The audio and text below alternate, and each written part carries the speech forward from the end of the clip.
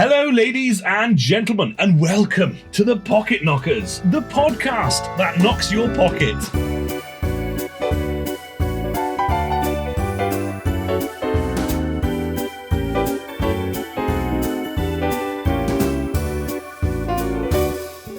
What a start. Today, we are joined by the wonderful Angry Puppet himself. And, well, if you haven't heard of Angry Puppet before, he is available on Twitch and Twitter and is extremely known for popping out top-notch content on the reg. Puppet, anything to add? I used to be a radio presenter. I used to be on the radio. We can go historic.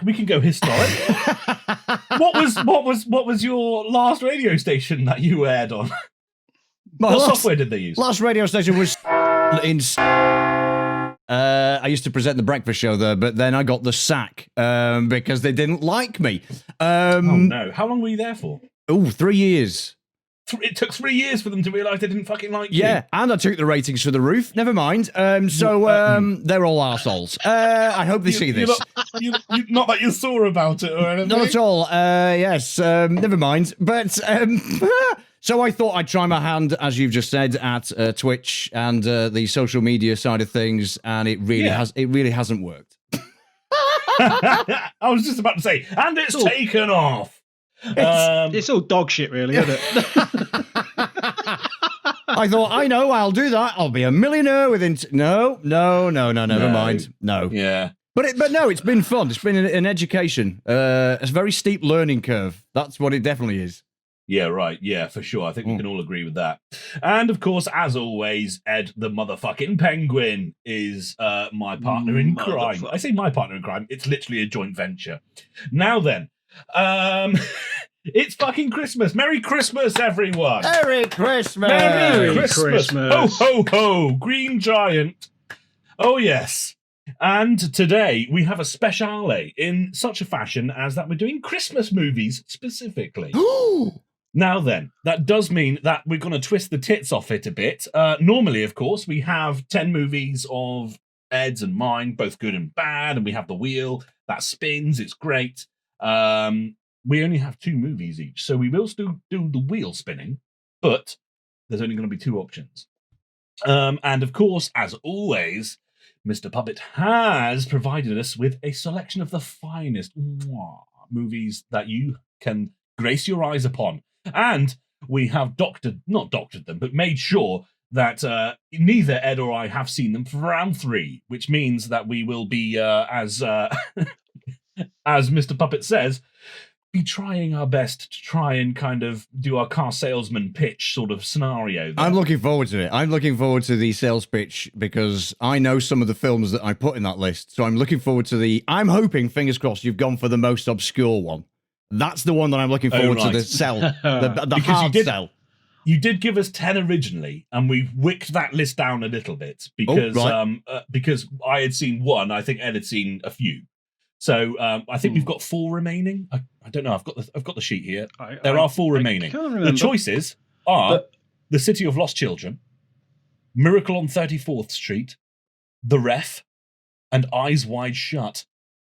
Oh, okay. Those are the ones that are left. Okay. Those are the ones that are left after the thingy. Yes. Well, yeah, as always, guys. I did have to remove. So I love interrupting Mike. So yeah. One I did approve of, kudos for, is putting Batman Returns in there, in the list originally, because I appreciate the fact that you class Batman Returns as a Christmas film, because no one ever seems to, even though it is set at Christmas. Well, do you know what? On my stream yesterday, there was a very, very big debate started about movies that are set at Christmas, but then maybe aren't considered to be Christmas movies because they could be set at any time during the year. So, for instance, Die Hard was mentioned, and I said, hang on a moment, that's definitely a Christmas movie because it's set at Christmas. You can see Christmas happening. He's trying to get home and all the rest of it, safely. But there was other ones mentioned as well, which I was wondering whether you kind of have a thought about as well. Like Lethal Weapon. What do you think about that? Because that's another Christmas. That is a Christmas movie. I mean, there's a bit right at the start of the movie where Mel Gibson's character is surrounded by Christmas trees. There's an actual scene where they're in a fir tree part, aren't they? Okay. You can't Is get much that more before Christmassy or than after that. he dislocates his arm and then relocates it? That's before. I think he's right. I think he's on a drug bust of some sort. Good stuff. But you know, there are certain movies that have been released kind of at Christmas with Christmas in the background. But then a lot of people were saying they're not Christmas movies because they could just be set during the summertime. It doesn't matter. They've just used Christmas as a backdrop. I feel like there's a bit of a grey area, isn't there? Yeah. There's like with Die Hard, you mentioned, like there's literally a part where he writes, ho, ho, ho, now I have a machine gun. Like he's literally interacting with the fact that it's Christmas. And then you have a movie that is set like, there could be just snow. Exactly. Suddenly it's, that looks a bit Christmassy, doesn't it? But yeah, I think there's like a bit of a blurred line in between that, where the characters don't intertwine with Christmas, snow, anything like that to do with the the actual. I think a lot of people have always put it down to Christmas spirit, don't they? It's all about the story that the character has to go through to realize that Christmas there's always hope and joy. Yeah, they always got to throw that shit into it. Well, nearly every movie has a happy ending. Or massive fuck off Christmas tree. I love the fact he said, I am under the impression if it's I love the fact he said they throw that shit in. Throw that shit in. What? Christmas?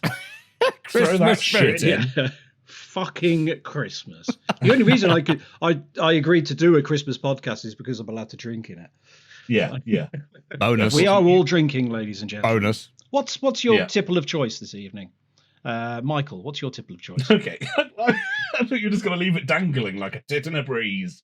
I am on the Stella, sir. I do have some rum. I have been... you know what, actually? It was the first spontaneous human interaction I've had for months. I was in Morrison's, and I don't know if you've ever been down the liquor aisle, and then you're looking at vodkas, whiskies, rums, and gins, and you're like, "Ooh, fucking hell, what should I get?" And I was there for literally about 10 minutes, actually. Oh, that's nice. Oh, that's on offer. Oh, that's nice. Oh, I haven't tried that before. They had some Talisker there. I was like, I love Talisker. It's my favourite. It's on offer, 25 quid.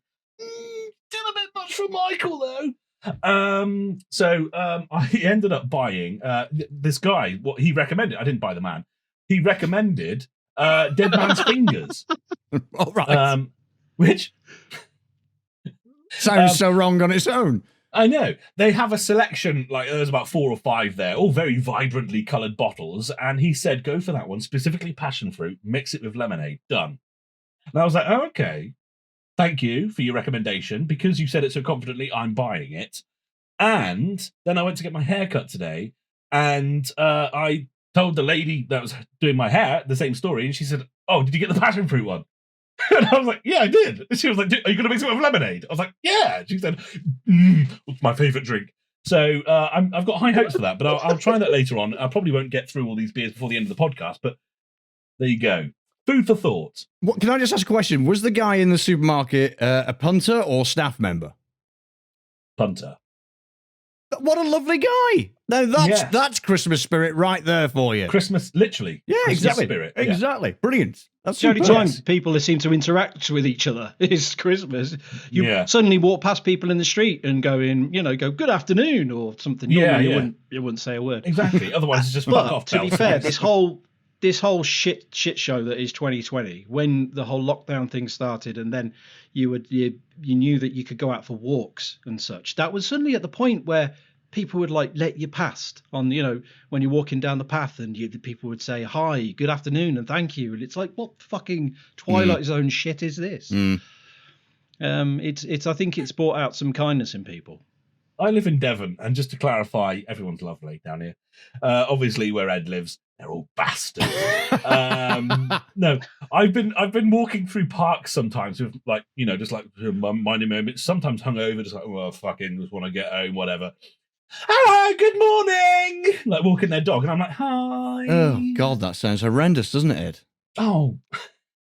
Oh, how sickly, how sickly sweet is that? They're lovely people. Lovely. I try and spend as little time with anybody, all the time pretty much. Doesn't matter whether 2020 or not. I am a complete and utter bastard. I don't like people. I don't like socializing. They can all fuck right off. Get out of my way, people. Social distancing is Perfect. Social distance isn't the norm here. The only contact that I have with people is probably my piss on a tramp's face. Caring is sharing. You did have to kidnap a girlfriend. Yeah. Right. Now then. I got moving the on. wrong way round, As always, ladies and gentlemen, the first round will be good. And that means that Ed and I will have two of our favourite films. One of them will be selected by the Wheel of Holiness, as it is Christmas. And we're going to have to try and fight for our movies to be the best one. Puppet, of course, will be completely unbiased and will be basing his judgments on our explanations only. Now then, we also then go on to the shit level, if you like, which is number 2. Level number 2. Not level 42, level number 2. And that will be the same, but shit movies, and we have to fight for the shittest one, meaning that we have to portray ours as the shittest film, shittest one wins. Yet again, Mr. Puppet is judgment. Movies by Puppet is third round. We have 4 as aforementioned, and those will be randomized. We've never seen them, and we're going to have to try and pretend like they're our favorite fucking films. I'm so looking forward to that round. Awesome. I really am. Yes, me It's too. our favorite. So, round 1, Edward, get your wheel out for the lads. Look at how bare that wheel is. Fucking hell. It's your wheel first because it's Christmas. Yeah, because it's Christmas. Okay. And tick, tick, tick, tick, tick, tick. Special effects, tick, tick, tick. It is Jingle. Wait, this is your good list. Yes. Yeah. Okay. Jingle all the way. Yes. Right. Edward, your wheel. Right. My wheel is here. Oh, I can already see a very good one on there. Oh, hang on. No, I didn't see what the other one was. Tick, tick, tick. Is it E.T.? Oh, no, Ed. Round and round we go. Elf. Sorry, Elf. No, yeah, Elf was the one option, but we've got Scrooged. You did get Scrooged. Right. Okay. Yeah. Puppet, it's up to you who goes first, mate. You pick. I'm going to go for you, Mike, if you would, please. Okay. And usually the first question a human would ask on this round. Well, you've got me. Apologies. Yeah.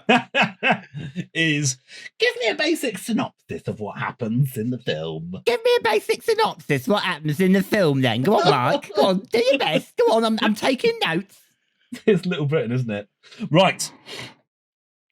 Jingle all the way. First of all, you got Arnold fucking Schwarzenegger. Talk about a fucking A-list celeb, mother trucker. Think about him with a Lamborghini, cigar. Bye-bye, son. Now, Jingle All the Way is based... He is a father, right? Way in depth in his work. He's so overworked, so underpaid. He's only got a 3-tier house with... But saying that, he has a lovely son who loves him dearly. And his son only wants one toy for Christmas, and that's a Turbo Man. I want a Turbo Man. Oh. Daddy, I want a Turbo Man for Christmas. Winning points for impressions. Winning points for impressions. Ed, you've got love it. Stiff competition here. Can you live up to the impressions? There's only one stiff thing. See you at the party, Richter. Give those people air. Without your hands. Amazing. Oh, God, Hagen. Okay, right. So, I'm putting a big tick, Mike. I've put a big tick next to impressions. Okay, so that's 2 points already. Are you using a tablet for notes? Yeah. Okay, he's proper posh. Alex Horn. I'm trying to look as though I know what I'm doing. Carry on. So I'm just taking a swig quickly. Oh, okay. Wet your whistle. Everybody wet your whistle. Gag on it. Right. Yes. Yes. So, very loving child, father who's too, attached to his work, and his son wants this very special toy. Father completely forgets that son wants said toy, and leaves it till Christmas Eve to try and find it. He then goes around trying to find it at various toy shops, gets laughed at. It's the most popular toy of the year, Arnold Schwarzenegger. And so he then ventures on this quest, which does take him through... he gets chased by a postman, which is an ace. The postman is also wanting said toy for child, and is also a shit father. Sorry, for all the fathers out there that haven't got what their children wanted, it's fine. It's okay. But yes, they're basically fighting over it. There's this lovely scene inside a toy shop where they're using like remote control cars so they slip on them and things like that. It's good. It's good stuff. Honestly, fucking such a good film. And he even finds himself, he mentions to a Santa, I believe. Oh, it's been a while. I haven't watched it yet this year. I was saving it for Christmas Day, which is probably today, but don't worry about that. You're saving Jingle All the Way for Christmas Day. Well, it's on my fucking favourite list. That's how much I like this film. Okay. I will watch it on Christmas Day. Okay. Sorry, I'm sorry. I meant to be non-biased. Carry on, yes. What? Ed, Last time you wanted to say something? Is that a What's fucking that? token of shit fag? Yeah. What's that? Sorry. Crack You on. What were you tried saying? to interrupt me with something, and you failed in doing that. I wasn't interrupting you with anything. I didn't say a word, Michael. I heard a splutter. What was going on? I didn't say it. I didn't say anything. No, Not it this wasn't time. me, Gov. No, it wasn't me. No, it wasn't me, mate. No, crack on. So he finds himself. So anyway, mentioning is to it a Santa in a mall or a mall that he very much wants this toy. He says, "Look, geese, come here. I can sort you out, son." He ends up going to a sort of underground criminal sort of enterprise to get this toy, getting involved with the police and stuff along the way, and it turns into a full-fledged Arnie movie. It's amazing. And it's still Christmas. We were literally just talking about Christmas movies in which they're it's not normal family, lovely, happy stuff. This is one of those films, man. It's a bit more action, but saying that, it also culminates in Mr. Schwarzenegger getting Turbo Man for his lovely son. And even more than that, he manages to recoup himself as being a shit dad into an amazing dad. Because as aforementioned, Turbo Man was very popular that year. I should imagine it was... basically, there is a clip where it shows like it on TV. It looks basically like the Power Rangers sort of thing. And there is a parade going through Christmas... the fucking town at Christmas time. It's that fucking day. And they have a parade, and some of the floats. Do you call them floats in a parade? Yes. You do, don't you? Yes. There's a few Turbo Man ones, and he actually accidentally... I can't remember the exact technicality of how he gets in the place of Turbo Man, but he does end up being Turbo Man on that float. And ends up... His kid sees him, and he's amazing. There's also doesn't he fly away at one point as well as Turbo Man? I vaguely remember somehow jetpacking away or something. They do blur the lines between Turbo Man and Iron Man. This came out before fucking Tony Stark was on the scene, though, might I add. So if anything, actually, Iron Man is based on Jingle All the Way. Yes. Yes. Fucking hell, no way. In no way, shape, or form is Jingle All the Way, Turbo Man, the premise to Iron Man. No. Don't you dare say that. Don't you dare. Big cross against your name there, Mike. Big cross. You've just fallen into a big hole. That is the bit where, in that film, that kind of... that was the real what the fuck moment when he ended up. Sorry, Edward, you can't just come into my fucking round and sabotage it. Oh, I fucking can. No, you can't. Unless the judge objects, I will carry on. No, stop it. Stop it. Behave yourself, Ed. Oh, right. I thought you were doing a motocross impression. No, I was trying to do my best Boris there for a moment. Behave yourself. Right. So, yes, he does Turbo Man, which, yes, then led on to be Iron Man. It's truth. Rubbish. Obviously, Iron Man comics came up much before. If anything, this was probably based on that. It's fine. Yes. It's okay. Yes, good. Right. His son loves him for being that. He's the coolest kid in school, gets the fucking Turbo Man. He's an amazing dad. It's Happy Christmas for everyone. Chink. Also, I think Swede Mason, the kind of YouTuber man who makes songs out of things that aren't supposed to be songs. Have you heard that? No. You heard those things? No. Basically, there's this scene where Arnold Schwarzenegger's wife is making cookies, and the neighbor is a very smarmy neighbor. He's trying to get in with her. Arnie's always away. As aforementioned, he's always at work, especially and it's Christmas Eve. He's out constantly trying to get a fucking toy for his son. Meanwhile, he's creeping in, and he phones Phil Hartman. Okay, and Okay, the late great Phil Hartman. Sorry, Phil Hartman. Let me just Lionel Hutz was from The Phil Simpsons. Hartman any good cop? Hartman, American-Canadian actor. Hartman was Canadian-American comedian, screenwriter, and graphic designer who gained fame in the late 1980s as a long-time performer with the NBC sketch show comedy show Saturday Night Live. Hartman was born in Brantford, Ontario, Canada. There we go, Eddie. You fucking happy now? No, look at his death. Oh, his death. Look at his death. Why? Look at okay. He was shot by his wife. He was shot by his wife. Shit. Yeah. Okay. That's taking a dramatic turn. Merry Christmas! What a... I was just going to say, not particularly Christmassy, but okay. It adds to the plot, I suppose. Jingle all the way. I won't interrupt anymore because I'm going to get another beer. You guys can slag me off all you want, or you can talk. What about a cunt Ed is! Do you know, on the subject that one of, out, you were saying about dads not being able to get presents for the kids this Christmas. Yes. Do you have Spawn? Do I? Fuck. No. Yes. Christ, imagine that. A little puppet running around. Little puppet. Little beanie baby. Yeah, exactly. The thing is, with Brexit, as it's going to pan out, that's pretty much the way this Christmas is maybe looking, isn't it? You know, a lot of parents are going to be going, holy shit, we can't get our hands on any of these toys that are meant to be coming in from Europe or Japan because of the Brexit problems. Don't worry, puppet. They're going to get lovely British-made toys. I'm not feeling confident about that. I don't know why. I don't know why I'm not feeling confident about it. Do we have any British toy makers? Toy manufacturers. We must do, surely. But I don't think so. Yeah, exactly. So I'm thinking, going to be a shit Christmas for some kids this year, isn't it? I've got you this knockoff. Well, no. Sorry.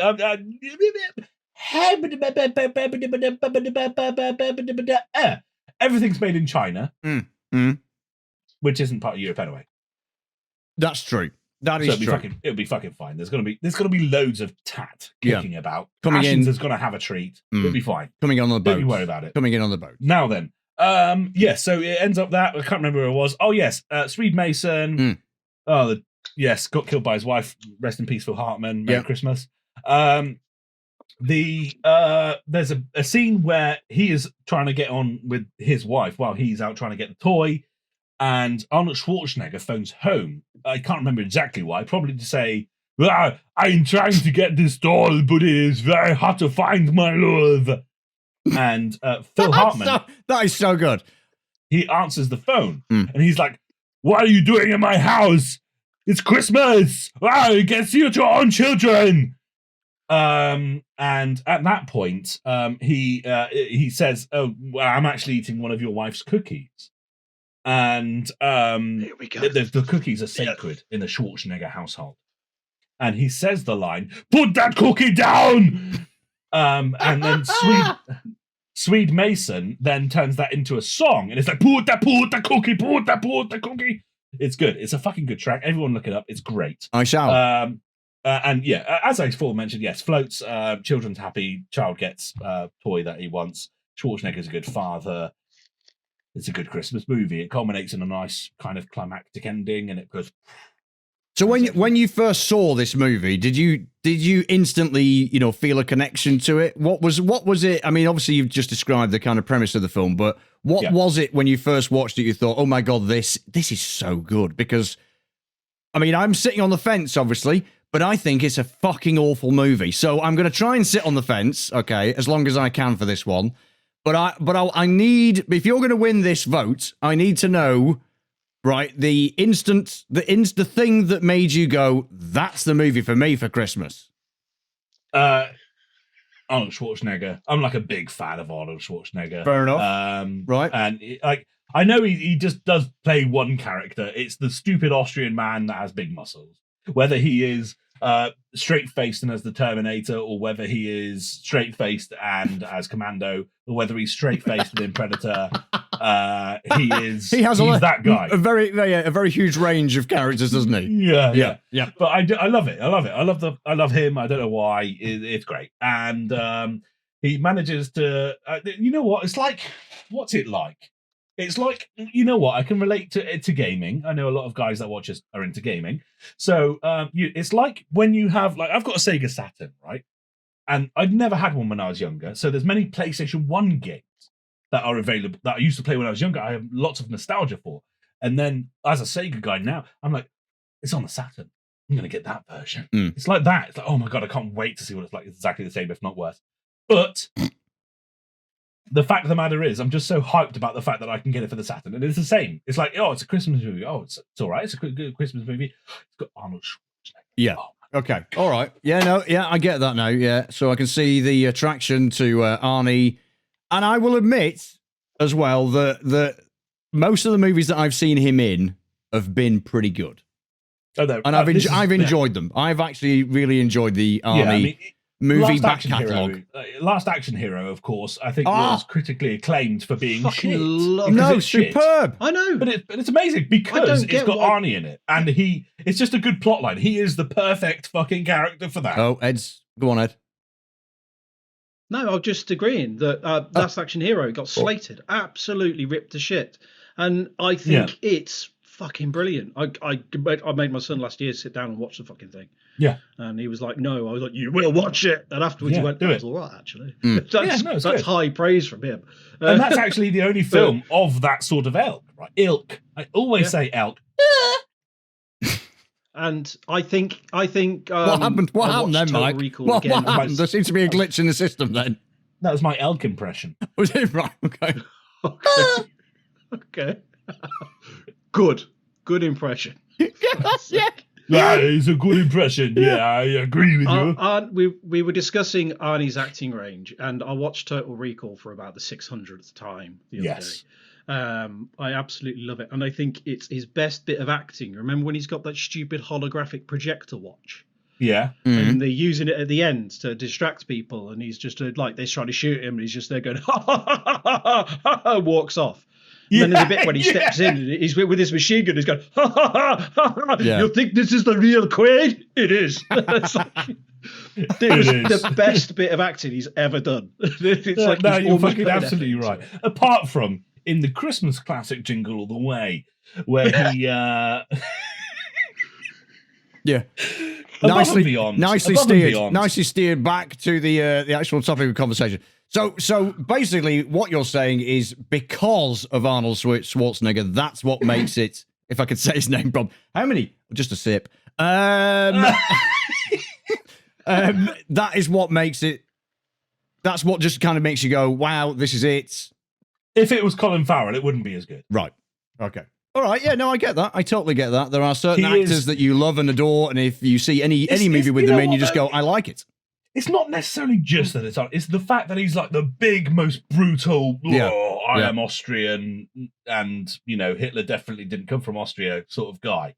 And then he's forced into this daddy cute role of trying to find a toy for his kid, man. Like, there is elements to it. Yes. That do also go in his favor. Also, it's the slapstick, isn't it? It's the slapstick element of the movie. And you wouldn't expect someone like Arnie to, I mean, it's one of those films where you go, wow, he's actually doing this.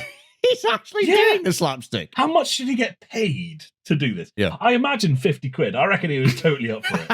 He was just like, I like the idea. It's good. The script is just amazing. And when do we shoot? so I get to be Iron Man? No. No. It's turbo time. All right, okay. Well, you've got quite a few ticks there, Mike, to be honest. Thank you. Mainly That's only one D away. Mainly for the impressions. Just for the impressions, mainly. Noted. Well, I hope you've got a lot of fucking Scrooge impressions. Ed, it's over to you. Fucking shit. Sell me. Yeah. Well, don't sell him. Don't sell me. Where would you like me to start? Oh, he's geared up for this one.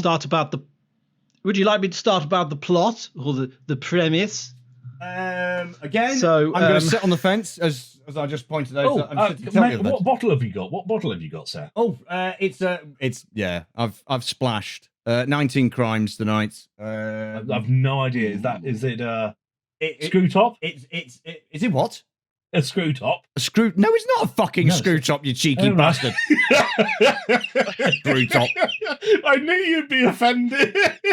You absolute shit. It's got a fucking dimple and everything. Fuck you. Oh, has it? The Right. bigger the dimple, the better. Bigger the dimple, the better the bottle. I'm a pretentious arsehole. I like to go down the wine aisle and stick my finger into the dimples. In my wine's eye. I do it several times before I get thrown out the store. What are you doing, sir? Never you mind. Let me just check. Actually, ooh, that's a pretty fair dimple. Stella Artois got a nice dimple as well. All right, it means fucking nothing. It means nothing. Yeah, no, it was recommended to me a few years ago, and it's one of the best ones. £7, just £7. I do like a bit of Chateau de Neuf Papa. Aldi have got it in at the moment. They get it in every Christmas. £14. Really? £14.99. Is that good? It is good. Yeah, for Chateau Neuf de Pape. Anyway, Yeah. Sorry, Ed. Yeah. Continue. That's all right. You crack Scrooge. on, mate. Yeah, fucking Scrooged. So it is a take on the famous Christmas Carol, and there's been a few versions of it throughout the times. This was 1988. Richard Donner decided to create Scrooged with the brilliant Bill Murray. I think everybody, once again, as we've spoken about Schwarzenegger, everyone loves Bill Murray as well. No, I can't think of much that you wouldn't watch that he's been in. I think what caught it with me first time around that I watched it is I used to love music in movies, and it was Danny Elfman did the music for it, and you could really tell on the intro it's just Danny Elfman through and through. We've discussed on a previous podcast like my love for Tim Burton movies, particularly because of his collaborations with Danny Elfman. So it's more of a take on this guy. He's a media mogul, so he runs this big TV network corporation, and they're all trying to do nice Christmas films and stuff like that. And he's kind of, okay, well, here's my idea, and he plays it, and it's pretty much like Armageddon, and everyone's fucking dying, and all this shit, and it's his apparently like adaptation of A Christmas Carol. Oh, it's nothing like it at all, but that's what he wants. He just wants fucking people blowing up, nuclear war, tanks, all this fucking shit, and it's nothing like it. And of course, everyone's there, they don't want to say anything. And you've got what's the fucking actor's name? I'm trying to remember it now. Do you remember the guy who played Zed in the Police Academy? Yes. Bobcat Goldthwait. That's the one, yeah. So Bobcat Goldthwait's in it as well, and he's sitting there, he's like,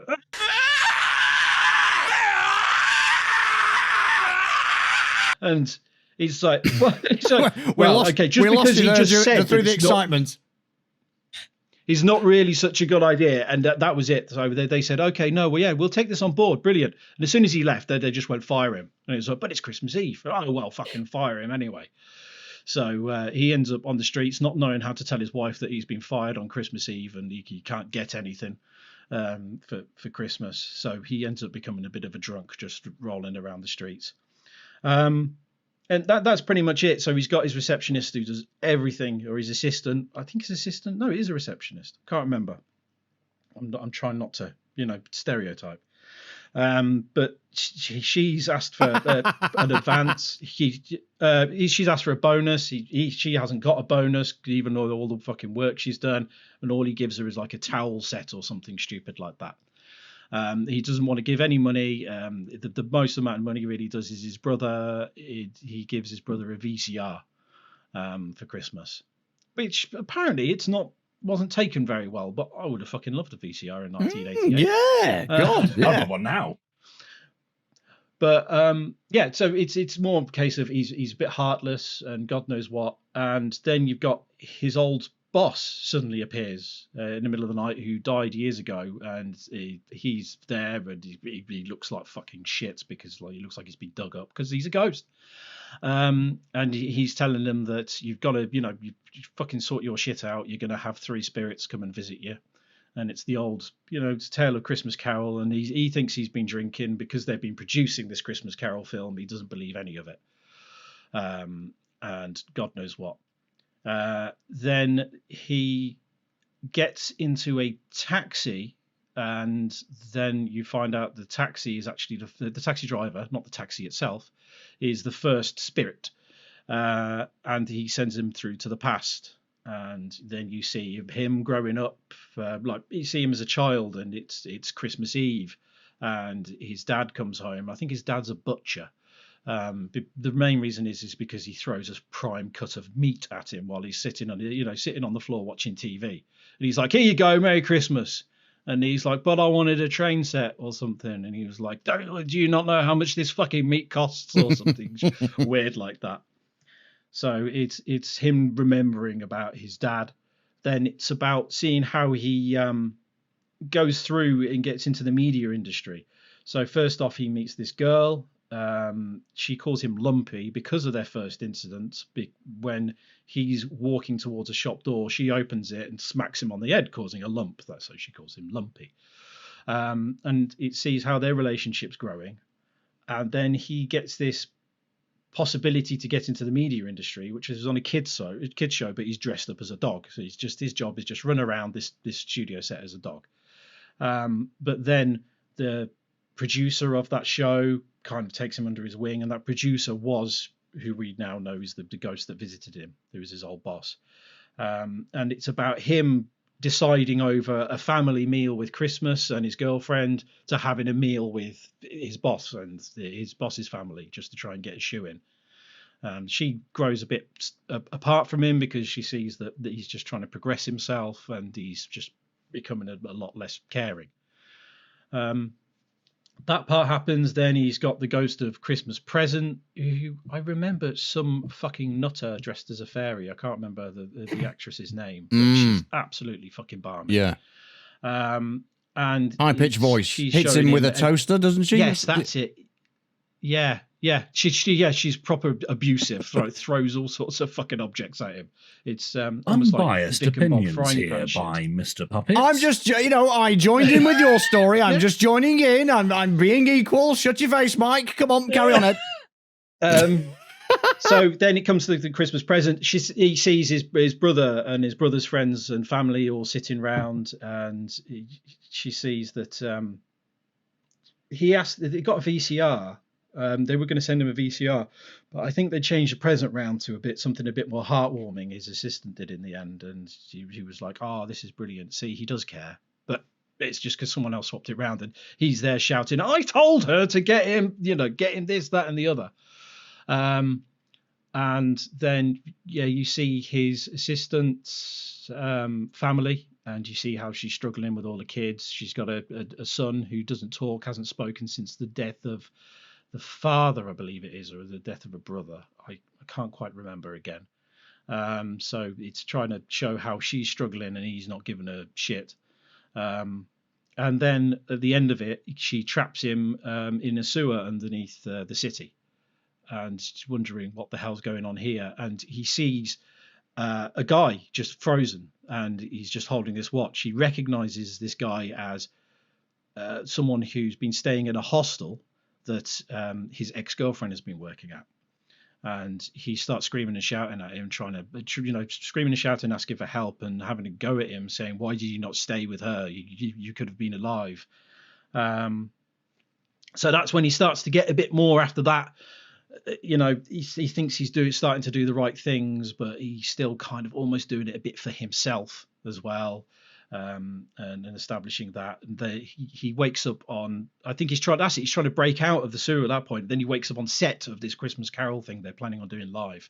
They're doing a live rehearsal. They're doing a stage rehearsal for it. And then he ends up in the lift, because you see a guy walking around in like the dark hood and the scythe, and it's the guy in the set who's going to be the ghost of Christmas yet to come. So he gets in the lift and he thinks it's that guy again, but it's not. Because he opens it up and he tries to find the guy who's acting underneath, and it's just like a whole load of demons in his chest. who then takes him to the future, and he sees basically his bleak future. He sees his ex-girlfriend, who was all full of heart. She doesn't give a shit about anyone. Apparently their children outside desperate for food, and she doesn't care anymore because she's kind of brushed off from him. And then he sees his own funeral, which is only his brother and his ex-girlfriend who's there.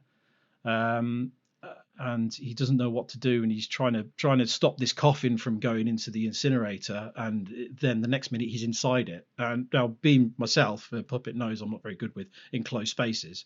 That was fucking terrifying, to be honest. It's a comedy film, but it's still terrifying. Seeing him banging against this coffin, and you see smoke coming along.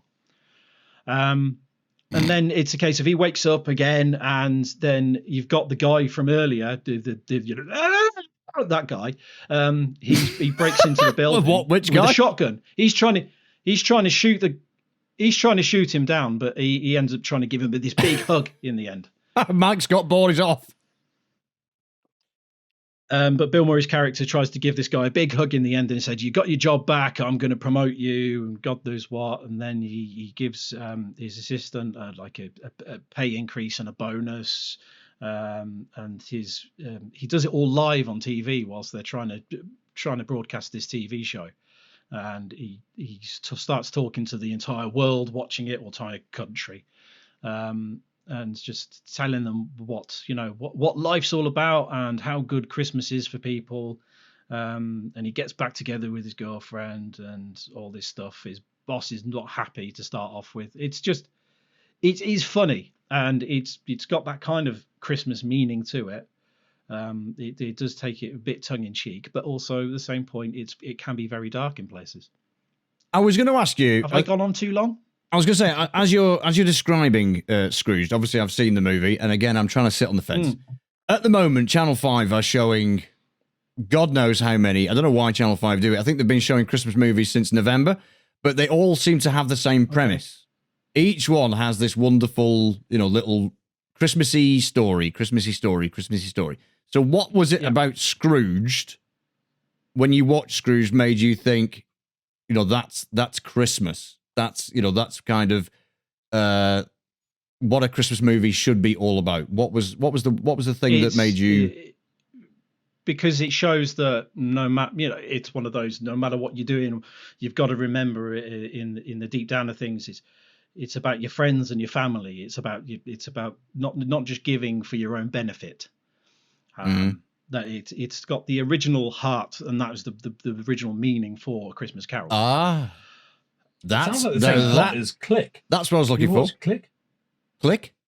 Adam Sandler. Yes. A film called Click, where he goes forward and he kind of fast forwards and then sees his life, and he gets, fat and it's very much in the same way. And I love that film. Another film that got slated. I'm not a big fan of a lot of Adam Sandler films. Waterboy and Click are probably it. That you like? It's very similar. Those are the acceptable ones. Yeah. Right. Well, is it now my time to decide on who has won the first round? Please do. Who's fucking won it? Shall I refer to my notes? Oh, refer to them. Get it. There's nothing written. There is a few things written. Okay, so Mike, you went obviously for Jingle All the Way. Yes. With both movies, I'm sitting on the fence here. I've seen both quite a few times. So which one more? It's well, see, this is the thing. It's a difficult one, this, because I enjoyed both, but for different reasons.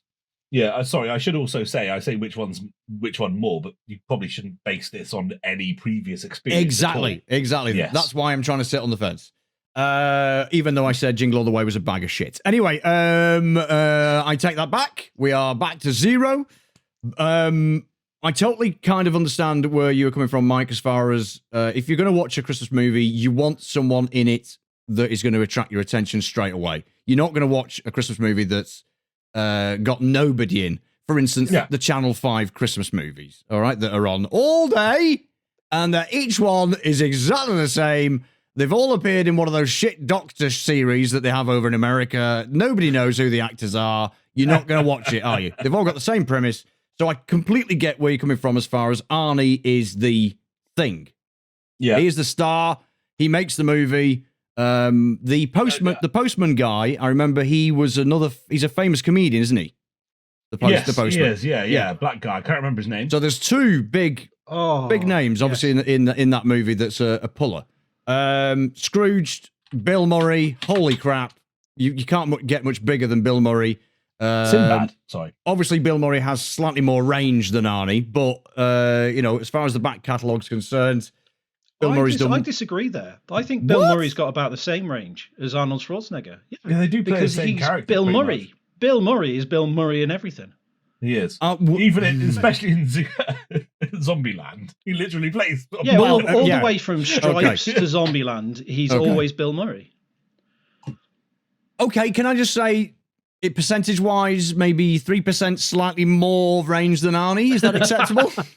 Is that okay? If it makes you feel happy. Okay, I'll give you the 3. But, right, now, obviously this discussion is about Christmas movies. Okay, so this is the favourite Christmas movies. Jingle All the Way, all Scrooge. Now, Jingle All the Way is about getting a toy for his kids, battling against the odds, battling against the crowds, which we all go through to try and get that one present at some point in our life. We've tried to get something for someone and, gone through that. Scrooge, like you said, Ed, it's a journey of life, realizing your mistakes, regretting the past, trying to change things for the better for the future. That's what it's... All right, okay, I see where this is going. Now, just get on with it. So, as far as proper movie, proper Christmas movie, proper kind of story, I'm gonna have to go with Ed. I'm gonna have to go with Scrooge because it is exactly what a Christmas. The premise and the backstory and the whole kind of, you get to see he's an arsehole at the start and he becomes a lovely, caring guy at the end of the film, and that's kind of what you're talking Jingle All the Way to me. That's what you're doing right now. You preach it to me, sister. Preach it to me. No, I'm trying to sit on the fence here. I'm just trying to think. Well, you're not on the fence. You're on the wrong side of the fence. I'm just thinking. As far as selling it is concerned, it is, like Ed said, it is the Christmas Carol story. Jingle All the Way. Jingle All the Way is all right. A toy. It's okay, don't go on about it. Well, all right. It's a toy. It's okay. It's a toy that is unavailable with a big star in it. That's it. Scrooge. 1 point. 1 point to Ed. There you go. 1 point to Ed, everyone. Fuck's sake. I'm happy with that, obviously. Right, I bet you are. Yeah. You fucking keep that point because you're not going to fucking be in the lead. Right. Is it time to spin the wheel again? Spin the shit wheel, Ed. Spin the wheel of justice. See how fast the bastard turns. What have we got on there then? Go. This is Mike's shit Christmas film. No, you fucking arseholes. Okay, I'm sitting on the fence. I've got to sit on the fence. Oh, fucking hell, really? Not Bad Santa 2, but the original Bad Santa. Is that your choice, Mike? Yeah. Okay. I'm sitting on the fence. Okay. I will say. What I will say is that I only had one shit Christmas movie, and I needed a second. And I asked my girlfriend, and she gave me that one. I did a bit of research first. I've never seen it. So you based this on because she said it's shit? Well, I trust my girlfriend with my life. All right. So hang on, you've not watched it? No. What? Hang on. So what? Wait a minute. What? How is it? How are you going to base your argument? What arguments are you going to... Look, Puppet, don't you focus on me, all right? It's Ed's turn to spin. Puppet, can we just say, obviously you're on the fence. You're on the fence. I am on the fence. How many times have you watched Bad Santa? I'm on the fence. No offence. I'm on the fence. How many times have you watched Bad Santa, though? Me? No, Puppet. How many times have I watched it? I've watched it at least 15. What we're doing is we're round threeing early. We're round threeing early. Yeah, okay, don't worry about right. it. My wheel is fuck me. Have you ever Fred seen Claus? Yeah, I saw it. Well, I'll explain it in a bit. Well, do it now, please, because I need to do some research. Fuck's sake. Right. I remember first seeing this. I was staying with my brother for a bit. It was in December, and Sky Movies, they had their Christmas films on, and I didn't have much to do, so I just sat there watching the films that Sky Movies had, and not many were very good. One of them was Fred Claus, and it's got your man Vince Vaughn in it. Ah, that's who I was trying to remember who was the main star. Vince. Yes, yeah. I've seen it. Yeah. Vince Vaughn. So what it comes down to is, like, years ago there was this guy called Fred Claus. He was, and his brother Nick, and his brother Nick, because he's such a selfless, wonderful guy that he becomes a saint.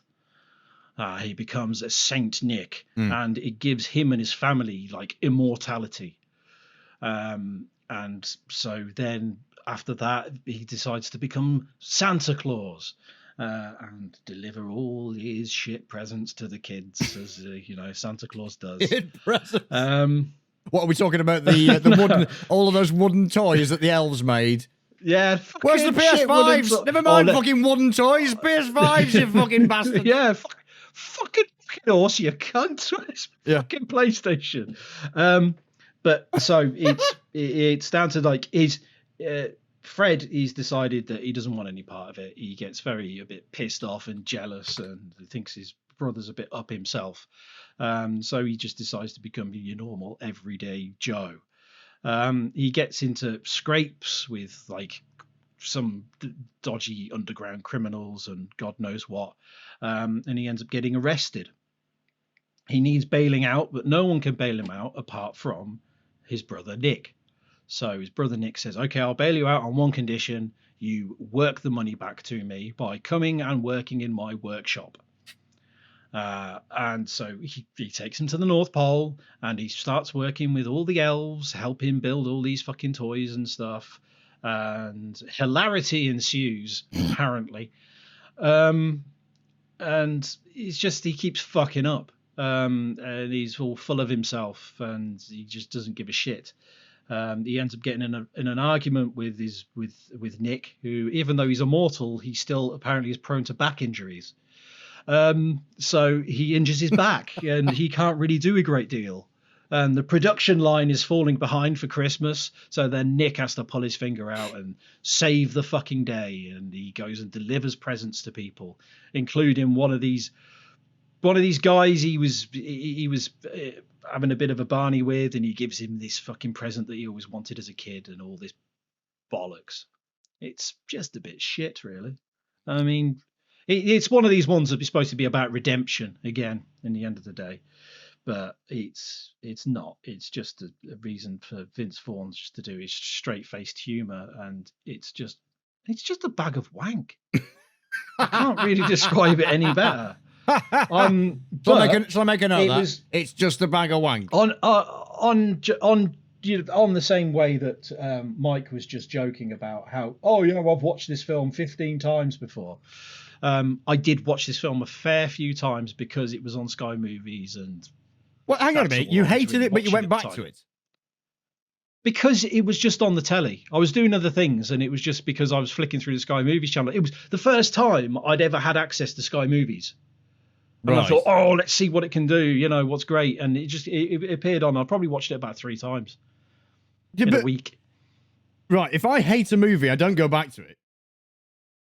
There was fuck all else on. If I despise a film, come on, there must have been something else. So hang on. So you hated this movie. You hated this Christmas movie in particular. Yeah. Okay. But yet you decided to put it on in the background. At one point, it was on 2 movie channels. It was on the Sky Movies Christmas and another Sky Movies channel. It was you couldn't escape it from the movie channels. Right, I'm probably lying at 3. I'm making a note of the fact that you watched it 3 times, even though you hated it. Okay, that doesn't make any sense whatsoever. I've made a note of that. Okay. It doesn't. If you hate a movie, you don't go back to it. Surely. But I like to give things a second chance, and it was still shit. And a third time. Hang on, so was the brother... I think third time round it was because my brother wanted to watch it. And I said, no, it's shit. But my brother went, oh, yeah, you probably think it's shit. But I bet it's really good, actually. And it was shit. So was just, if I can remember rightly, was the brother, God, I've forgotten his name. He was in shit. What was Paul his name? Giamatti. That's it. Thank you very much. Pulled it out the bag there. Yeah. Cheers, Ed. Yeah. I vaguely remember him being the bit of a strange combination. yeah, Were they from different mothers, do you think? Yeah. Right. Okay. I was just a bit baffled that Saint Nick was a small, stout chap, and you had Vince Vaughn as the... Yeah, especially as Paul Giamatti would normally be, you'd associate him as the guy that would hang around with gangsters in most films. Yes. And he's the one playing fucking Father Christmas. Yeah, he's Saint Nick. Yeah. Right. Okay, what else can I ask you about this abomination that you watched 3 times? Okay. So did it not fill you in any way, shape, or form? Was there no point whilst watching this complete, as you describe, it's a bag of wank movie with any kind of Christmas spirit at all? At no point No, during... because it was too linear. It was too linear. You could see at the very point, the very beginning, that's what it's going to be. He's not a complete dick. What you think that every Christmas film fucking starts off like it never ends how you expect it to? It's always a sad ending and everyone dies. And that's why I love Bad Santa. We're gonna have trouble with this one. We're gonna have trouble with it because Bad Santa is my all-time favorite Christmas movie. How can I sit on the fence with this one? It is literally my all-time favorite Christmas movie. I adore. When I saw that he put Bad Santa on the list, I bet puppets watch that a fair few times. I've got the DVD. I fucking love it. I think it's amazing. It goes against everything that a Christmas movie should be. It's fantastic. Mike, over to you. Fucking shit, mate. It's shit, mate. Right, but okay, you need to argue your case. If you've never watched it, I don't understand. What? No. Oh, puppet, you're not supposed to say that. So go on. You said it. You said it earlier. You actually said it earlier. I'm going to cut that out. I've never watched it. No, I wasn't. Jesus Christ. Okay. This is tainted. This round's fucked. I actually just went in to talk to my girlfriend to try and get her to say, look, you fucking put me in this situation, all right? So you fucking come in here. You can wear my jumper. Sit down. You fucking stick up for why it's fucking shit. She's in her Jimmy Jammies in bed watching MasterChef. She's not moving. Right. Why don't you switch over to your wireless headset and just go in there and go, oi, fucking get me out of this shit. Do a voice. What you mean is take this room into there. Just take the webcam in. Like, look, what the fuck's going on? Bad Santa. Go on. Oh, fucking hell. Right, it's got no fucking star power. Like, none. Like, ball bags, none. What? Actually. I'm sorry, No, what? it fucking hasn't. See, this is now not just a roundabout Mike says about bad movie. It's defending Mike's fucking choice. No, go on. Right, okay. No, it's fine. Yeah. I will be quiet. No. I will be quiet. Go on. It's produced by Bob Weinstein and also the other Weinsteins involved as well. So people got.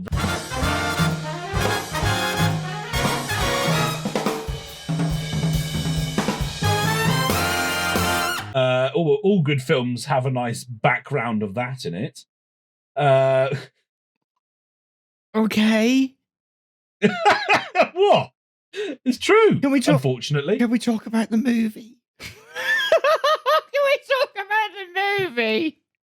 Okay, That's what Harvey Weinstein said in court. Right. There's a guy. He's but it was a good movie at the end. Man. He has to.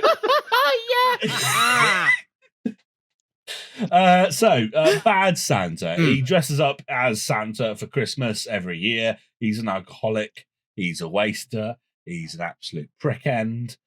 He meets this chubby kid who kind of lingers and befriends him. He's an 8-year-old boy. That's fine. Nothing wrong with that. It's all above board, I'm sure. Now, the reason why I don't like this film is because they have tried to be different. They've tried to be different. They've tried to take things out of the box. It's not your normal sort of, something displeasing. Usually a father is actually the displeasing one, right? Am I right? Am I right, guys? It's usually the dad that's a fucking shit end and has to come around, right? So in this particular scenario, there's no father-son relationship. There's no family. They've forged just a random occurrence to happen with a child that sat on his lap and pulled his beard down and exposed him for what he is, which is an absolute dick. I know. Sorry, you say I know is that in a neutral way? I love this film. I think it's Stop it, puppet! You're ruining the illusion. Sorry. Not going to win, am I? It's going to have to go down. It is literally my favourite Christmas movie. Continue, stop Mike. it! Puppet, stop it! You're ruining it! Fucking hell.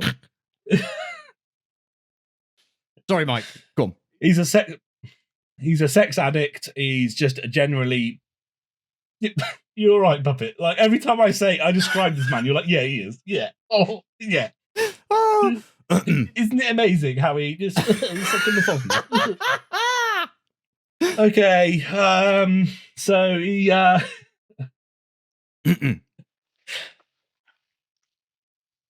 from the top.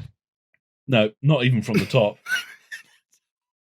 No, I'm 20% the way through this explanation, and I'm not going back. Like, I don't want to go over that again. Would you like Puppet to explain it for you? Yeah, Puppet, can you do it? Can you? No, yes. But you have to make it sound like the worst film ever. Oh, fuck you. Come on. Absolute shit. Yeah.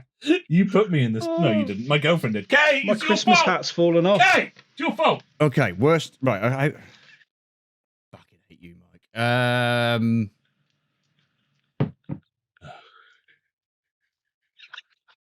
Okay. All right. I'll do my best. For you. So, Bad Santa is about a guy like. I've just come to terms with the fact that after this, he's going to have to pick between his own shit explanation of a film he loves and your explanation. Crack on. It's fine. It's okay. It's fine. I'll just shoot myself in the head. Okay. Bad Santa goes against the grain completely as far as Christmas movies are concerned. There is no real love through most of the movie. It depicts a guy who is down on his luck. His life is basically in the sewer. He is he's basically a criminal, safe breaker. Yes. And every year he teams up with his... little minion. I was trying to find the right words. We'll go with that. He teams up with his little minion to break into safes even that are stored within massive malls in America. So they go around America and basically criminalize Christmas by arranging to be the mall Santa with his little helper. Yeah. They do that in Jingle All the Way as well. So by being the mall Santa, they find a way of getting in behind the scenes and basically working out the best way to rob the place. Yes. So it's all about crime. It's all about alcoholism. It's all about fucking being an absolute and utter arsehole, which is what he is. Like you can't say like you said because this is my description. He comes across a obese child whose father is in jail, and I think it's for, if I remember rightly, he's in jail for fraud. The child is deliberately depicted as a obese child. Unfortunately, he's picked on by school friends. He goes to the mall specifically to see this complete and utter alcoholic Santa. Obviously, it's not. It's an alcoholic who's down on his luck, a complete and utter bomb. He befriends the real Santa and actually defends the real Santa in a car park where there is a scene, quite a horrible scene, where Santa is almost raped by a guy who Harvey Weinstein confronts Santa because he didn't get his train set or whatever toy it was when he was a child, and says, "I'm going to do disgusting things to you, Santa, because you didn't bring me my toy." The fat kid then, obese. The obese child then defends Santa. I think he kicks the offender in the ghoulies. He does. And they become weird friends. The fat kid says, come home with me, and I'll look after you, because he had nowhere to go. So anyway, the drunk Santa, the drunk, pathetic, downbeat, absolute bum, ends up living with the fat kid and the fat kid's grandma. The fat kid then proceeds to still think that for most of the movie that this is the real Santa living in his house. Of course, the guy, who is Santa says, I'm not Santa. Santa's not real. Santa doesn't exist. It's all false. But the kid's just insisting on this premise that he's the real Santa. No, I believe you're the real Santa. You're gonna bring me nice things for Christmas and all the rest of it. Anyway, it ends up at the end of the movie. We'll cut to the end where the robbery takes place. Okay, so they break into the safe. Security is called, and Santa gets shot 15 times in the back, trying to deliver a Christmas present. Pull up that negativity, man. Pull up that negativity. Yeah. Trying to deliver the fat kid a Christmas present. It completely and utterly kind of goes against everything that's ever been released as far as Christmas movies are concerned. So if you're looking for a happy, jolly movie, this is definitely not it. This is not your stereotypical Christmas movie. It has no Christmas spirit whatsoever. It is an abomination of a film. And that's why you hate it so much. And that's why I hate it so much. I hate it. It's an absolute disgrace to all other Christmas movies. Santa gets shot. There's a fat kid who makes sandwiches too much all the way through the film. There's a bit where Santa actually shags one of the Santa's elves in one of the cubicles, which is witnessed by one of the caretakers at the mall. Lovely. These are all things that Santa shouldn't do. Santa's ticking all of the wrong boxes. So it shits on Christmas. It shits on Christmas. Puppet. Who wins the round? And now you're in such a fucking weird place. Because it's not a win-win situation, man.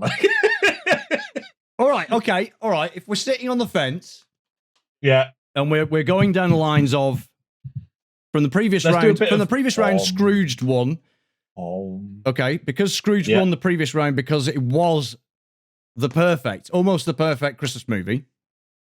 Apart from Jingle All the Way. Unfortunately, I am gonna have to vote for Bad Santa being the worst Christmas movie because obviously. Look what's happened. Ladies and gentlemen, subscribe to Retro Sash. Even Mike from Retro Sash has convinced me that Bad Santa is the worst Christmas movie for all of the reasons I've just explained.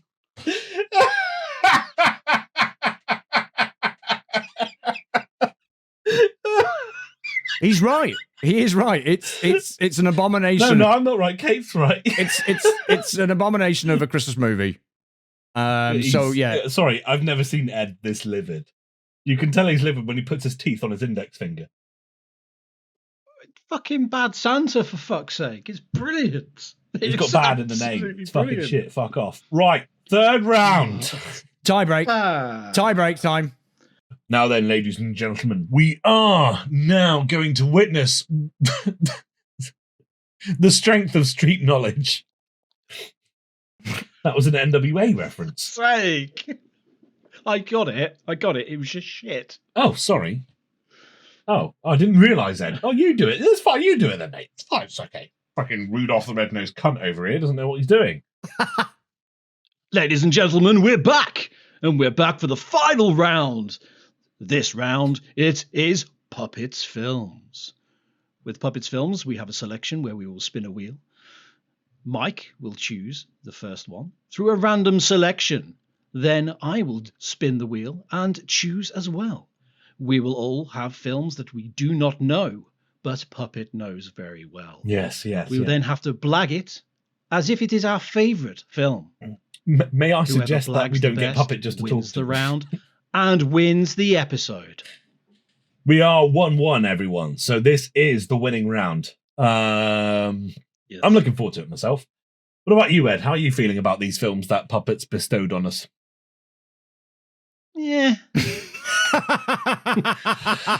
Okay, Whoa. spin the wheel. The enthusiasm that's All right, okay. oozing through the screen. My wheel first. Michael's spin. Michael spin. Tick, tick, tick, tick, tick, tick, tick, tick, tick, tick, tick, tick. Sound effects. Spare no expense. Oh, just the ref. The ref. The ref. I think Puppet was excited by that one, from what I remember. Good. He nods. I'm sure he'll be pleased with the my. audio.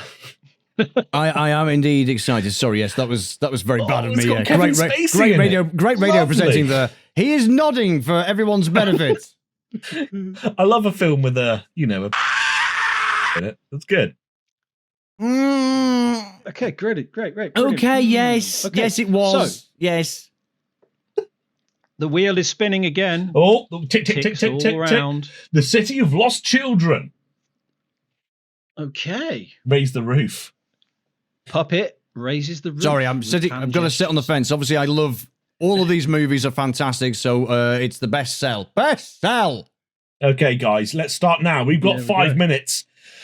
Ed and I We have are 5 minutes. Whilst we have 5 minutes, the listeners can listen to the trailers for the films. Oh, he's going Enjoy. to edit it in. Oh, fancy. Hopefully, or else it'll be shit.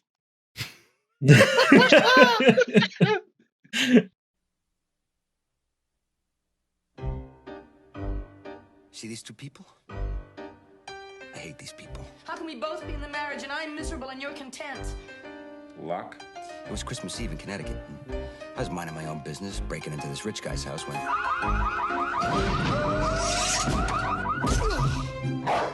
I ran into this dog. I hate this dog. My partner Murray was waiting for me outside. Murray's an idiot. Murray! This is Santa Claus. Not the real Santa Claus, just some drunk guy pretending to be Santa Claus. Anyways, the cops came. I took those two people hostage in that house that I hate. And guess what? Their relatives showed up. Why? Because it's Christmas Eve, remember? Remember how much I said I hated those two people?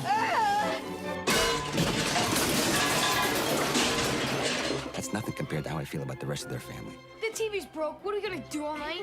Celebrate the birth of Christ. I hate this guy, his wife, these kids, and this lady. I think this is sick. You want to have sex with him? What? It was a nightmare. It was just, Shut up! There's cops and candles and kids and booze and fruitcake and Santa Claus and... Sex and drugs and women being set on fire. Fascinating. It was such a nightmare that now I hate Christmas. I used to love Christmas, you know, food and reindeer and ties and bags of fluffy new socks. Now I even hate socks.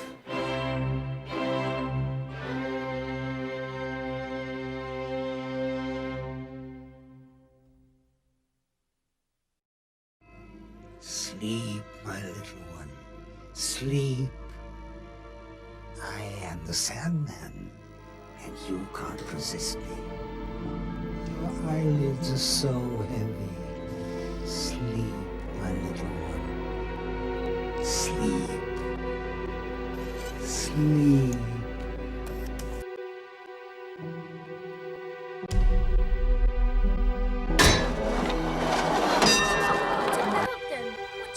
He takes them. The devil takes them away.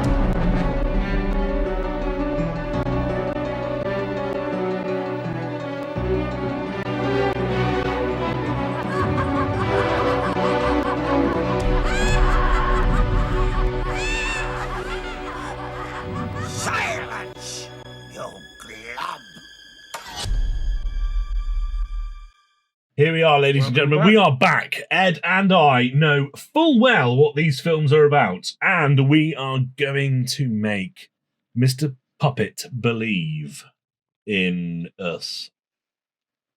I believe you both. I already believe. I'm already sensing the confidence from both of you. You said that, and I was like, "Oh, like you." It doesn't need to be confidence because we've seen these films hundreds of times. You know what? I watch this film every Hanukkah. I just love it. Oh yeah. I just love it. Wow. All right, Ed. As soon as you're so fucking positive, go for it. Why do I have to go for it? It's Puppet's choice. Oh. No, we'll go with you, Ed. Thank you. Fuck. Thank you. Thank you. Thank you. Right. Okay. So, where would you like me to start? Just the premise? Yes, if you could, that would be lovely. Just tell me the overall premise of the film. So the premise is it all originates from the one of the main characters in it. This old guy called Crank, and Crank he's lost the ability to dream, and because it's his ability to dream is made him age quicker than normal. He's then had to. Could you mind? I'm talking about my favourite film here, Mike. Because he's lost the ability. You're going to say that I've lost the ability to dream, haven't you? You were going to say I have lost the ability to dream. You prick. Okay. Is that why you look the way you do, Ed? Fuck off. Is that hat? Is that hat stop you from dreaming? Yeah, that's right. So yes, Crank's lost the ability to dream. So what he decides to do is he decides to start capturing. When you're ready. Okay, I'm ready. Please enlighten me. Well, I mean, you can't because you can't dream. But he has lost his ability. If you could just he's aging. Pretend you can dream. He's aging faster. So he decides that he needs to capture children to steal their dreams, and then to steal them dreams for himself. Imagine like a baddie BFG, I guess. You know, BFG used to give children dreams. This one, he tries to take the dreams away from children. Except this guy's not a giant.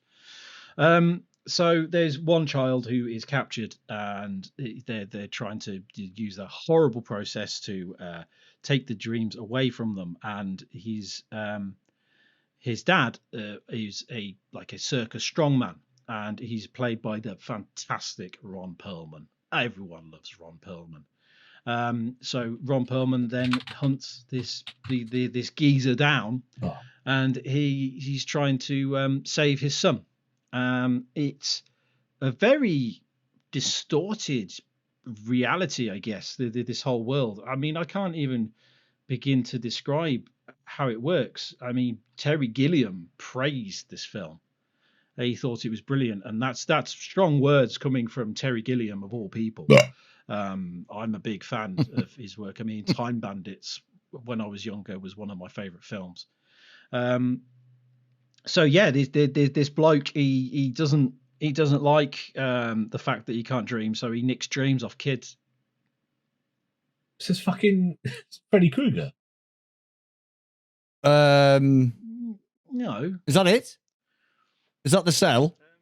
Well, that's the cell. That's the synopsis. That's the synopsis, right? Okay. We're lacking a bit of a Christmas element there. Oh, yeah. So Christmas the thing about Christmas movie. Yeah, okay. Because it's a Christmas movie because it's on Christmas. Because it's Christmas. Fucking Lethal Weapon. Because it was fuck me. It was released in August. This year. Because this year. What are you doing? What are you googling there? What are you googling? Are you googling something? At the camera. No, I'm not googling. I'm just. You're presenting. My eyes naturally aim downwards. Yeah, but you look at the camera. Okay. Yeah, you're presenting. Look at the camera. Yes, you're right. I'm presenting. So still can't look at the camera. Oh, the wrong one. Got it. Oh yeah, it's the wrong one. Yeah, look, this is yours. Because carnivals are festive. And Carnivals are festive. Festive as fuck. This is your favourite movie. Where's the Christmas? Where's the Christmas element? You know, when I watch it, every day's like Christmas. Brilliant. Yeah. Because it's hold on. The reason is because oh right, okay, so yeah, because there's a massive sequence in it, and it's like you've got like a bunch of Santa Claus characters, and this horrible Christmas party, and it's just like turned to shit, and it's all nasty and fucking horrible, and it's quite a dark visual scene. Yeah, it could be disturbing if you watch it at a young age, that's for sure. Well, you've convinced me. You've convinced me that that's your favourite Christmas movie, Mike. Fucking love it.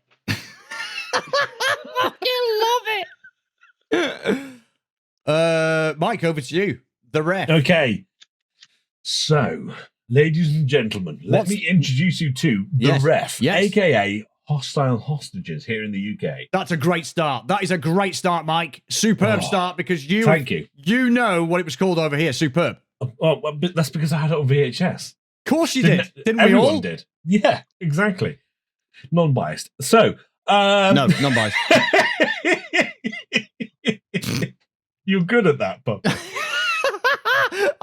I think is I cheer for both of you. Yeah, that. Oh dear. Not at all the BBC.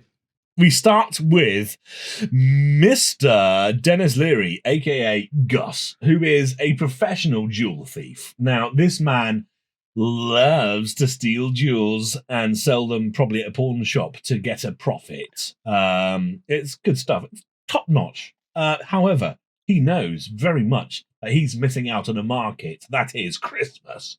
So instead of going to the shops to steal, he goes to houses. And unfortunately for him, he ends up coming into the house of Kevin Spacey, aka Lloyd Chasseur, and the Chasseur household, shall we say. And basically, they're like the worst household you could imagine robbing, man. Like, these guys are arguing. They've got so many issues amongst themselves. Like, it doesn't matter. Like, they're gone anyway. Like, they're not going to be a family for much longer, or at least it seems so.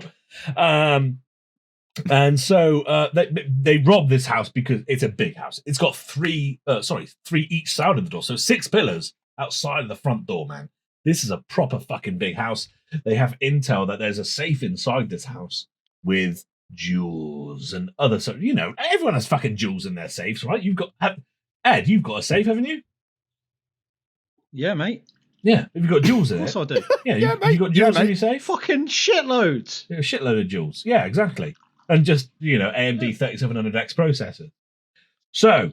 And one ribbed condom. I don't what? One ribbed condom. One ribbed condom. Saving that for a special occasion. Soiled. Soiled? No, it's soiled. Oh, okay.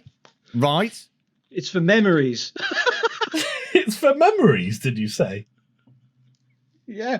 Or memories. That's where I was going. Yeah. Slap it on. Right. So, basically, they break into a house to steal stuff.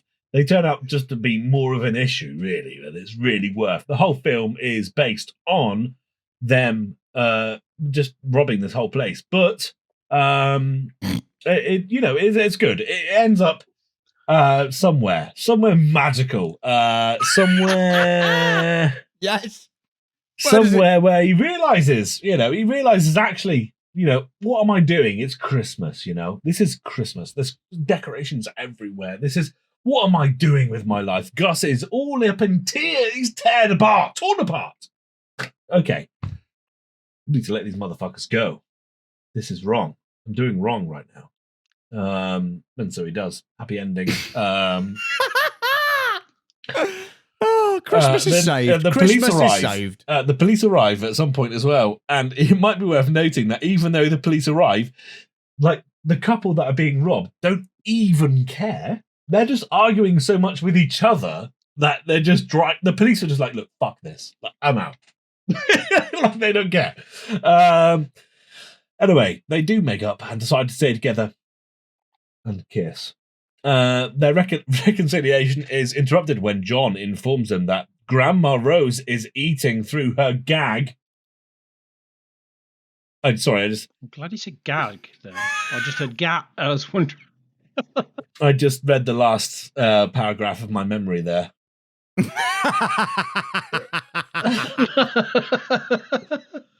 I don't know where that was going. Very good. Very good. Probably didn't play in my favour, that one. It was. I started reading it and I was like, yes, I just need to read this like a teleprompter. Like you read it and it's fucking hell. Yeah, totally. Yeah. Oh, Gus, what have you fucked me here, mate? Oh, mate, hey, good one. We all do that. And we all do that. We all read from a teleprompter in our own minds. Exactly. Yeah, in our own minds. Exactly. That's what life is. If life isn't a teleprompter, I don't know what the fuck we're doing. Ask me questions, puppet. I don't know whether I should because this plot. I mean, obviously, it is your favorite Christmas movie. This and Jingle All the Way are on. They're in there. So far, you've sold it extraordinarily well. Yes. Okay, what can I ask you? Right, so Dennis Leary's character Gus. What does Gus do to kind of help the family? Gus, he's the guy that is kind of always kind of leveling with them. He's playing the guy that's trying to help him out. He's not there because he's like a hobbyist of thievery. Hobbyist of thievery. He doesn't profit of it much. He's definitely dragged into this situation. He's a necessity because they need a duo. But as aforementioned, does eventually he helps them out in little ways, but eventually help just basically sets them free, to be honest. But that being said, it doesn't really fucking matter at the end of the day because the two parents or adults, should we say, are so fucking incompatible that not even when the police did arrive did they even fucking bother. And it's like, okay, fine. The thieves were only just about capable of maintaining what was going on here. All right, can you shut the fuck up? Here's my sink spray gun that they have in America. You know those things in America? Those like they don't have taps in America. They've got those. The cord thing that pulls out. Sprays them with it. He's like hosing them down. Like, shut the fuck up. Yeah. They're really honestly, it's the worst robbery ever, which makes it the best Christmas movie ever. Okay. On both sides, good. Good telling of both films, which are very close to my heart. I'll tell you what, Puppet. How about you tell us who won, and then you synopsize afterwards? Oh, okay. All right. I was wondering if there's any more questions. Just cut to the chase. Oh, sorry. Yeah. If you've got more stuff to ask, Puppet, please do. I think we just need to cut to the chase because there's quite a lot of holes in both. Sorry, there's no Shia LaBeouf in this. It's just Kevin Spacey, and he's an honest actor. He's a good, honest, true actor. He knows what he's doing. Good. Okay, right, so these are obviously both of your favourite movies. They're very close to my heart. You've done your best to sell both movies to me in many different ways, mainly from IMDb, I would imagine. No, okay, fair enough. From the databanks, from the teleprompter in the brains. Who am I going to plump for? I know. Oh, blimey. If Jesse had anything to do with it. No, right. Do you know what? On this occasion, I'm going to have to possibly go for Mike because Ed, you completely forgot about the Christmas little bit. You know, that is quite a big, it's quite a big thing. It's a Christmas movie. Ed, you completely and utterly forgot the Christmas element of the film. So, oh God, he's stripping off. Oh, Jesus Christ, Mike is literally stripping off. The Christmas. Glad this isn't on Twitch. The Christmas jumper is off. The tinsel's been removed. So yeah, I'm gonna have to go for Mike. This is why you probably won't hear this in the final. My hair! What's going out? When I was reading through it, I did say to Puppet, I said, "These are Christmas films, right? They are related to Christmas," because I couldn't find on. Well, we know who's won now, so it doesn't matter. I couldn't find on Wikipedia. I did a Control F. Like, I tried to find the word Christmas, and it fucking wasn't anywhere. I had to find news articles somewhere where it mentioned the whole thing about the Christmas party and Father Christmases. But I will say that after looking at it, the tone of it is right up my street. I mean, I've already told you I'm a big fan of things like Time Bandits and 12 Monkeys. Okay, well, if you're a fan, of Junet and Caro, who are the directors of the movie, it is completely along the same lines. They did, one of them did that. Was it Amelie? They did. Yeah. It's basically if you pause the film at any point, it's a poster. It's literally the most beautiful film, one of the most beautiful films I've ever seen in my entire life. But yeah, you completely forgot to mention the fact that. There's quite a big Christmas element in. I love the way you held on the F then. You completely fucked it up. So anyway, Mike wins the overall Christmas rounds because at least Mike remembered that it had Christmas elements to it and there was a happy ending as well. Ding dong merrily and high, Mike is fucking winning. Hey! So yes, Gus ends up in the home, robbing them, or basically trying to stay away from the police. The couple in question, including Kevin Spacey, they're having marriage problems, and Gus, the character, ends up basically being a counselor to them both. And makes everything wonderful, and they do indeed let him go when the police find where Gus is. They say, you know, go on, son, run for your life, and they let him go at the end of it. So that's the Christmas element. Nice, though. That sounds nice. This is a good one for you, is it? It's not just a random film you picked up then. Oh, it's a good one. Mainly because I'd just seen, before watching this film, I'd just seen Dennis Leary in stand up, and I was blown away by his very, very edgy humor. He doesn't hold back. I don't think he's changed over the years. He might have gone a bit mainstream. He appeared in one of the Spider-Man movies as one of the dads in one of the Spider-Man films, one of the more recent ones. He's been in loads of films. Obviously, Demolition Man, he was in that, Dennis Leary, and he kind of did a bit of one of his stand-up routines in Demolition Man. But this film, for Christmas movies, I thought, obscure, perfect. Let's give it. Brilliant. Let's give it. And I'm fucking astounded. But, I think this is a point to you, Mike. A point to you. The fucking first fucking pocket knockers I've won. It is, which is insane. Wow, and it's Christmas, ladies and gentlemen. What a present for me! I'm absolutely amazed with that, and Mike Patton is too, as you can see. Oh my god, that's amazing. As a winner, as you know, Michael, we've been discussing tiebreakers. So the idea is, because we realised, because the problem is, we had a format where if someone gets the first 2 points, that means you know that they'll win. What's the point in a third round? Yeah, exactly. Yeah. It becomes boring. Dickheads. So the third round, we were talking about making it a 2-point round. Oh, okay. Yes. Yeah. If there's a draw, then you have the ability of having a tiebreaker. We were discussing the idea of, because it's called Pocket Knockers, we were discussing the idea of having a tiebreaker round called What's in the Judge's Pocket. Okay.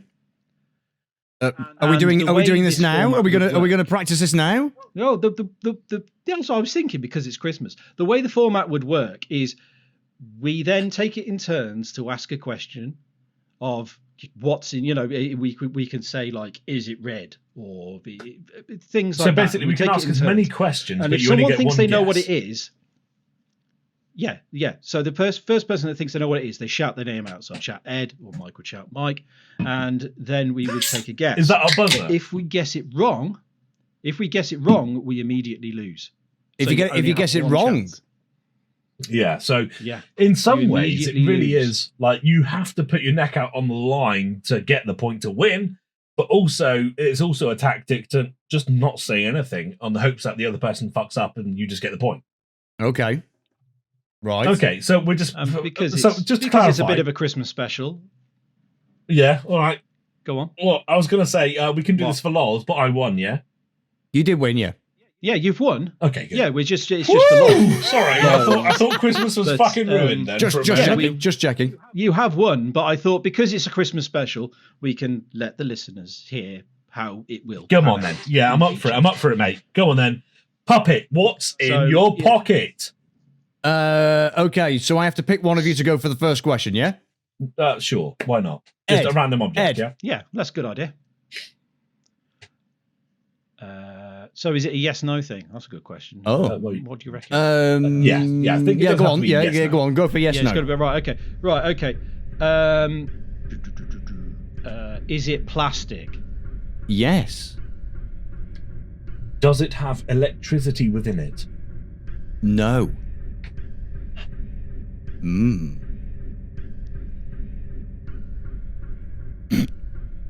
And we're stuck. Does it Okay. contain liquid? Pregnant pause. Editing.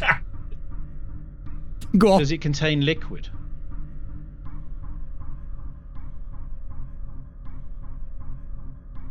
Yes. I'm just gonna go for it. I think I know what it is. I Go don't on. know if I know what it You're is. gonna have to go for it then. No, I don't have to go for it. I'm just gonna go.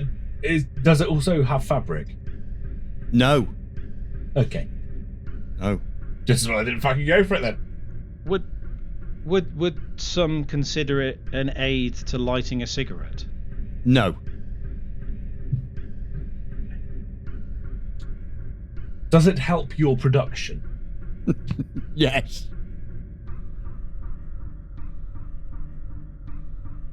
Maybe you can shout your name out at any time if you know it's right. You don't have to wait for your turn. Yeah, get the concept, Ed. I'm waiting for you to fuck up.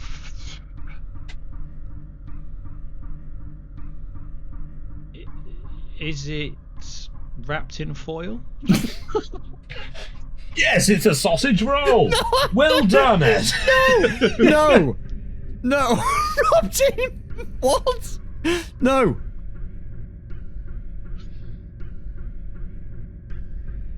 Oh, it's my go.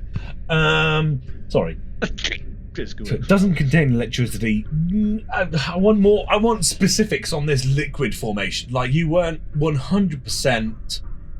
Is this liquid a vapor before it turns into a liquid? No. Okay. Is it green? No. Fuck. This is good. I'm enjoying this. If one of you actually gets this, I will show my arse in Woolly's window. Does it Hmm? help you see things? No.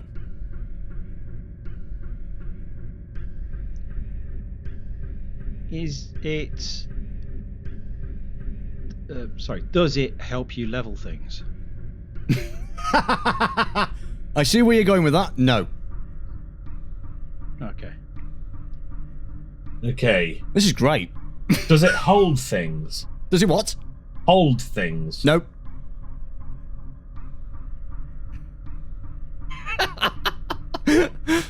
I've deliberately made this so fucking difficult for you. I'm sorry. Oh, you cunt! What the fuck? Okay, I've got options. You've got plastic. You've got liquid, and it helps me with production. Production.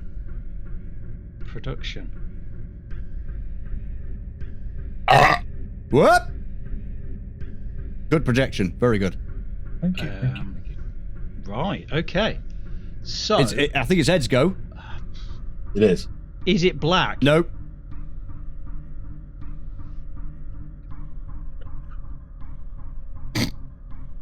Does it help you control things?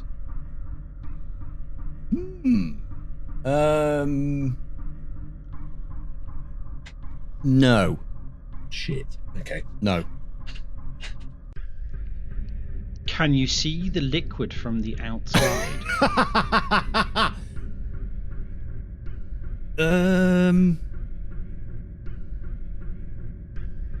No.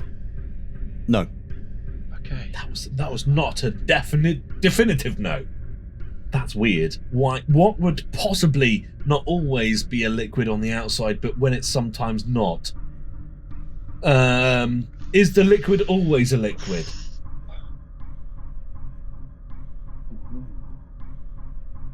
Just to clarify, I'm thinking batteries here.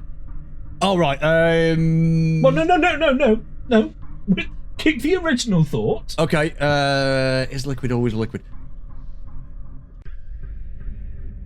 I can't believe you're so on the fence about this question. Well, no, what is this creature you have? Because the thing that I know what's in my pocket. So, is liquid always liquid? No. Not always a liquid. Not always a sometimes liquid. Solid. Okay. Did you put this in your pocket just for this round? Yes. Or was it, Oh, you filthy wanker. Is it a pelican? Yes. I had nothing. I had nothing in my pockets. So I just reached for the first thing that I thought they'll never fucking get this. I'm going to pop this in my pocket right now. Fuck's sake. Okay. Thanks for fucking this round up, Puppet. You've done really well. Okay. Does Ed know? Does he know? Is he doing this because he knows? No, that's just because waiting that's for Mike to ask his question. Oh right. No, I thought that was the signal when there's a terrorist attack, isn't it?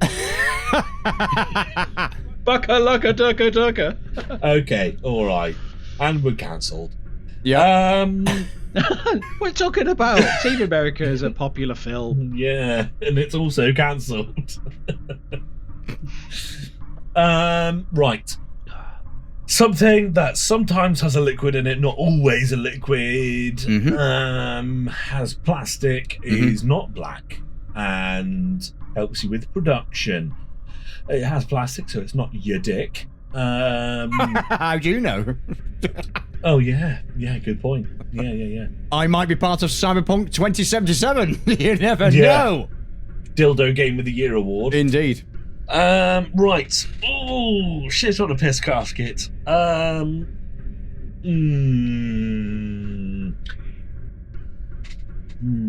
Okay. Do you want me to give you a Possibly. clue? It's something that no clues. No. Okay. Can you store things on it? No. Okay. Does it contain a spring? No. Does it contain a wheel? No.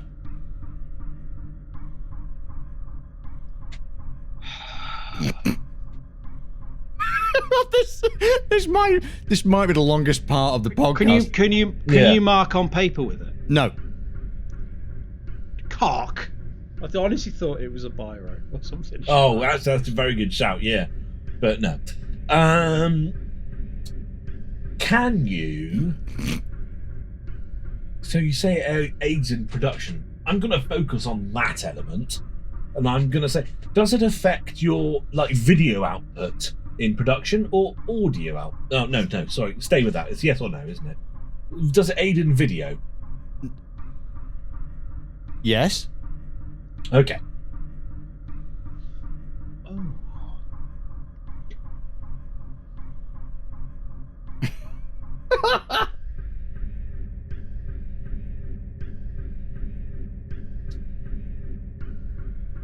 Andy wee wee again.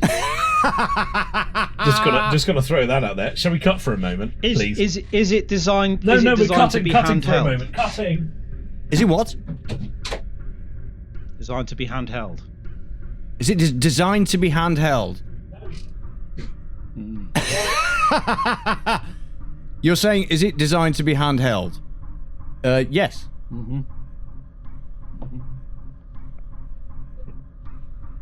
Yes. Oh, yes. No, because are you recording this on Audacity right now? Oh, that's a good point. Yeah. So Mike is having a piss, and Mike has just asked, what did you ask, Mike?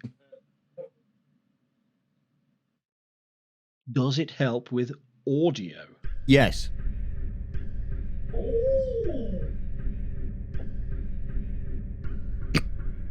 So was that visual and audio, Michael? Was that video? Was that audio and visual? No video, just audio. Sorry, wash my hands. Yes, we're done. Okay. Yes, just audio. It's an audio helper. Oh, fuck me, puppet, if it's what I think it is. What is it, Ed? What is it, Ed? What is it? What is it? Is there an inset that you can slide out? Yes. Fuck. Ed. Yes? Is it a slide whistle? Is it a slide whistle? Yes, it is! It is a slide whistle! Edwin!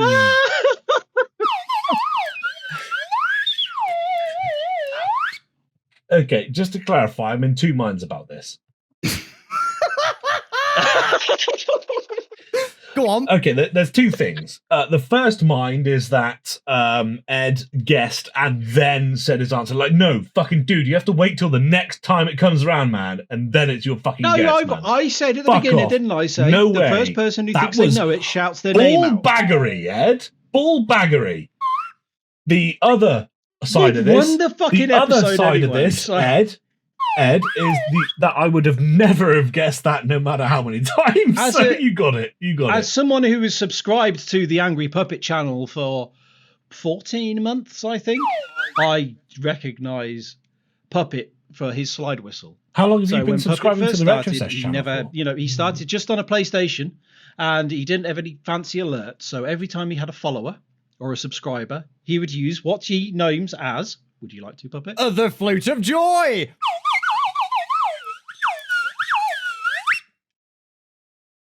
That's why you earn the big bucks. And that's why I'm on Universal Credit, everybody. Fantastic. Right, goodbye. Brilliant stuff. Thank Guys, you for this has entertaining been us with that round. so and good. Thank you for entertaining us with the whole episode, Mr. Puppet. Would you like to just quickly shout out your Twitch and your Twitter to people? If you'd like to follow me on Twitch, it's angry_puppet. If you want to follow me on Twitter, it's the Angry Puppet. Go drop me a follow. I talk bollocks. And if you're in France, that's Angry Puppet. Puppet. Yes. Indeed. But yeah, drop me a follow. Come and check out the streams. I mostly talk bollocks, pretty much, and take the piss out of people who are stupid. Okay. All right. And as ever, I have with myself the wonderful Retro Sesh, Michael, one half of Retro Sesh. You can find him on Twitch at Retro Sesh or Twitter, Retro Sesh. The usual shit. Facebook, Would you like to say anything about me, MySpace, Michael? YouTube, fucking Oh, Reddit. yeah, okay, yeah, he does YouTube. And apparently he's still on MySpace. we are on MySpace, man. Okay, and of course, Ed the fucking motherfucking Penguin. He is on Twitter and on Twitch. Type in Ed with 1D, the Penguin, and you'll find that lovely salt and pepper gentleman ready to greet you with the finest games, and entertainment. You prick. Guys, it's been such a good one, hasn't it? No matter what platform Fucking you're hell. listening to us, right now, you can find out what other available platforms we are on at pocketknockers.co.uk. Indeed. And I think I speak for all three of us where I say 2020 has been interesting, but there are plenty of people about, no matter where you look, and we hope you have a wonderful and fantastic Christmas. Ladies and gentlemen, have a Merry happy Christmas, New Year. everybody. Merry Christmas. Night, everyone. Merry Christmas. Cheers, everyone. Have a good one. Cheers. Goodbye. Oh, my beer mat. Goodbye. My beer mat. Here's to 2021, everybody. Goodbye. Cheers. Hey. That fucks that us over. Fucking hell. Bunch of cunts. Bar fucking humbug. Wankers. What a fucking cunt. Who has to edit this together? Ed. Good luck, Ed. Put that cookie down now!